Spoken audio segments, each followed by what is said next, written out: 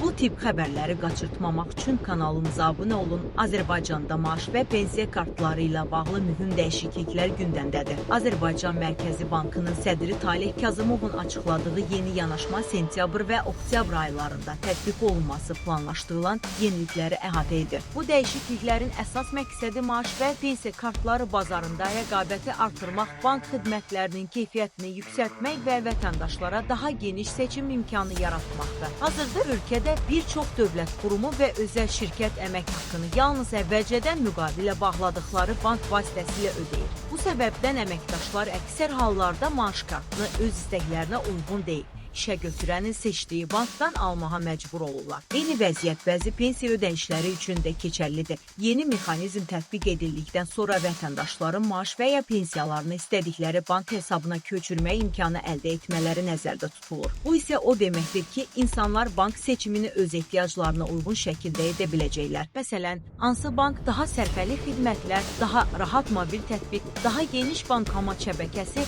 və ya daha uyğun kredit imkanları təqdim edirsə, vətəndaş həmin bankı seçə biləcək. İqtisadçı Asif İbrahimovun sözlərinə görə Azərbaycan Mərkəzi Bankının əsas məqsədi məhz maaş və pensiya kartları bazarında rəqabəti artırmaq və banklar arasında sağlam rəqabət mühiti formalaşdırmaqdır. Bunun fikrincə, yeni sistem vətəndaşların bank seçimi hüququnu genişləndirəcək və maliyyə xidmətlərinin keyfiyyətinin yüksəlməsinə səbəb olacaq.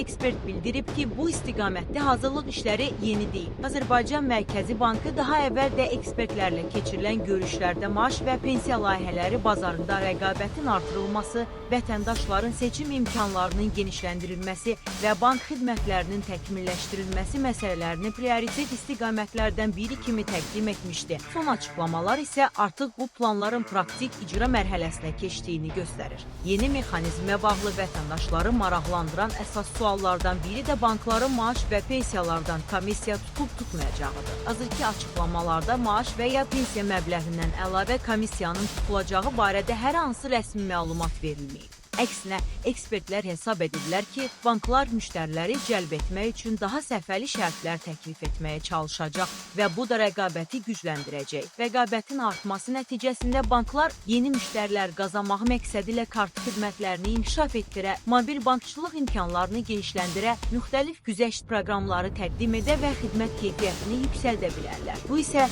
son nəticədə vətəndaşların daha keyfiyyətli maliyyə xidmətlərindən istifadə etməsinə şərait yaradacaq. İqtisadçı Asif İbrahimov onu da vurğulayıb ki, Taleh Kazımovun Azərbaycan Mərkəzi Bankına rəhbər təyin olunmasından sonra maliyyə sektorunda bir sıra institusional islahatlar həyata keçirilir. Bu islahatların əsas məqsədlərindən biri maliyyə sisteminin daha şəffaf, daha çevik və vətəndaş yönümlü fəaliyyət göstərməsini təmin etməkdir. Mütəxəssislərin fikrincə maaş və pensiya kartları bazarında tətbiq ediləcək yeni yanaşma banklar arasında rəqabəti gücləndirəcək, vətəndaşlara daha çox seçim azadlığı verəcək və xidmət keyfiyyətinin yüksəlməsinə müsbət təsir göstərəcək. Qeyd edək ki, Azərbaycan Mərkəzi Bankının açıqlamasına əsasən yeni mexanizmlərin sentyabr və oktyabr aylarında mərhələli şəkildə tətbiq olunması planlaşdırılır. Dəyişikliklərin detalları və tətbiq qaydaları barədə əlavə rəsmi məlumatlar təqdim edildikcə ictimaiyyətə açıqlanacaq.